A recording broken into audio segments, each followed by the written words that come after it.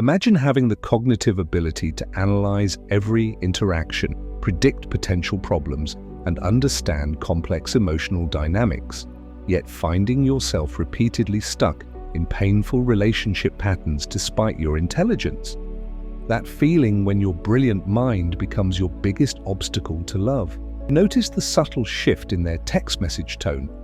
You catalog every possible interpretation of "I need space." You can anticipate relationship problems before they even materialize, sometimes creating issues that would never have existed without your anticipation. Your friends call you insightful, yet somehow that insight isn't translating to relationship success. If this resonates, you're experiencing what psychologists call the overthinking paradox, where your greatest cognitive gift becomes your most significant relationship hurdle. Let's explore why your brilliant mind might be complicating your heart's simple desires. Remember that scene in A Beautiful Mind where Russell Crowe's character sees patterns and connections everywhere? He whispers intensely, eyes darting across invisible equations only he can see. While his genius allowed him to revolutionize economic theory, it also created distance from the people who loved him most. This perfectly illustrates the relationship between intelligence and emotional connection. The same pattern recognition abilities that make you exceptional in your career can create a relationship blind spot when applied to matters of the heart. Research from the University of Waterloo found something fascinating. People with higher analytical abilities often report lower relationship satisfaction. The researchers noted with surprise that these participants spent more time analyzing their relationships but felt less connected to their partners. I had a friend who could deconstruct every aspect of dating with brilliant precision. She would analyze message timing with mathematical accuracy, noting with frustration he took exactly 1.8 times longer to respond than his average response time. Something must be wrong. Her friends listened in awe of her perceptiveness, yet she remained perpetually single, despite genuinely wanting connection. Now let's talk about what's really happening in your brain when intelligence becomes a relationship barrier. Your analytical mind is like having the latest quantum computer sitting on your desk.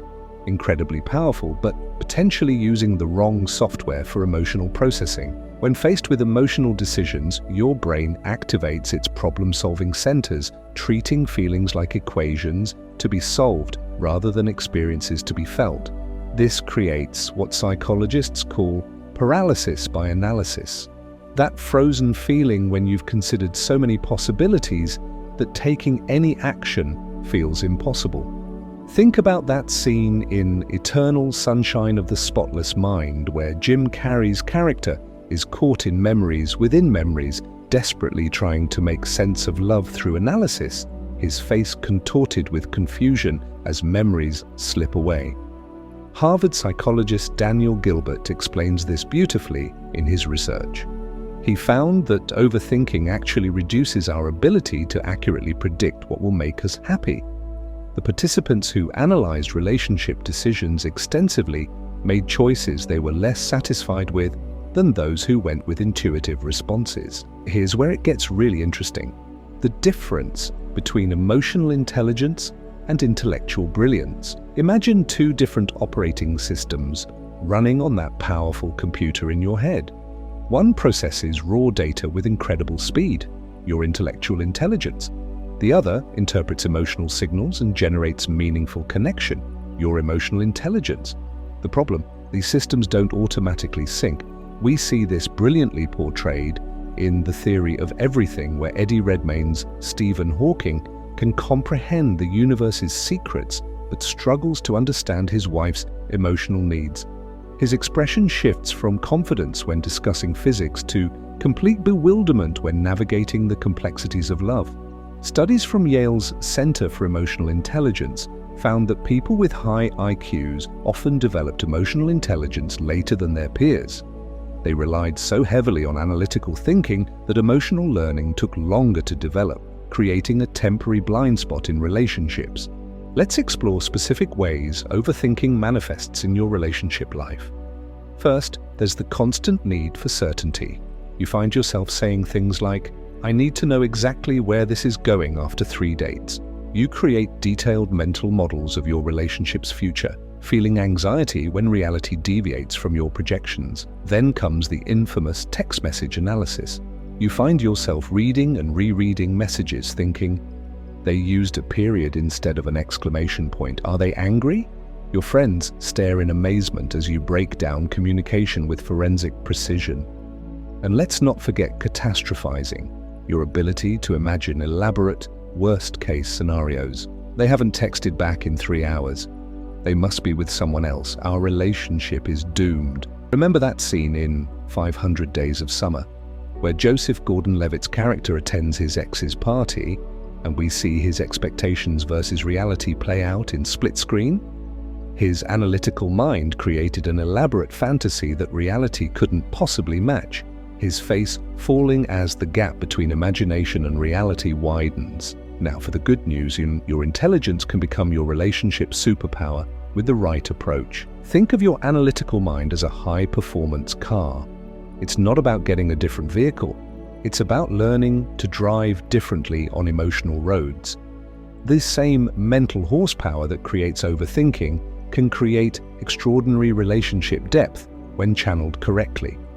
A fascinating study from Cornell University found that highly intelligent people who practiced mindfulness for 8 weeks showed significantly improved relationship satisfaction. They didn't become less intelligent. They simply learned to direct their intelligence toward understanding rather than control. I had a friend who described this transformation perfectly. I used to treat relationships like chess matches where I was always thinking 5 moves ahead, he said with a laugh. Now I realize love is more like dancing. My intelligence helps me learn the steps, but I have to be present enough to feel the music. Here's how you can transform your brilliant mind from obstacle to asset in relationships.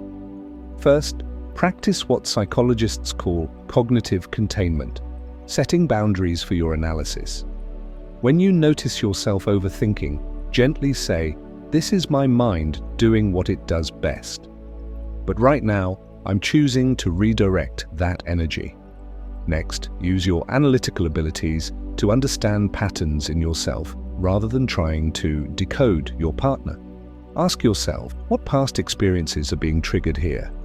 Your intelligence becomes incredibly valuable when directed toward self-awareness.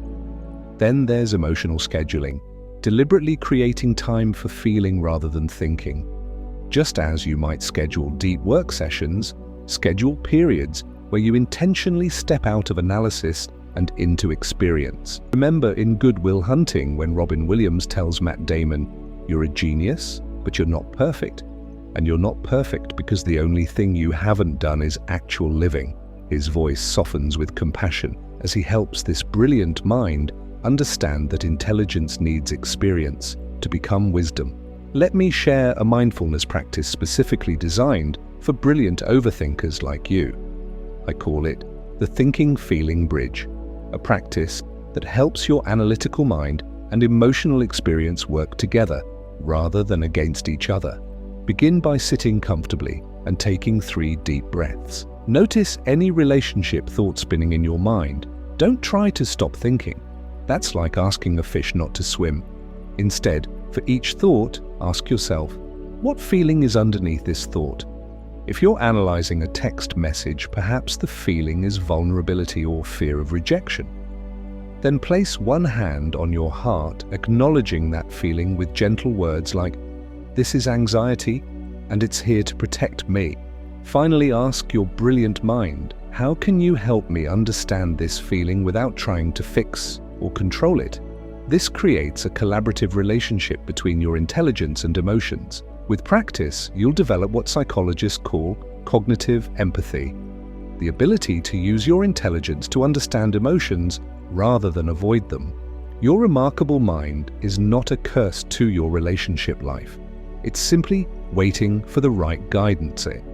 With practice, that same analytical brilliance that spots problems can detect opportunities for deeper connection.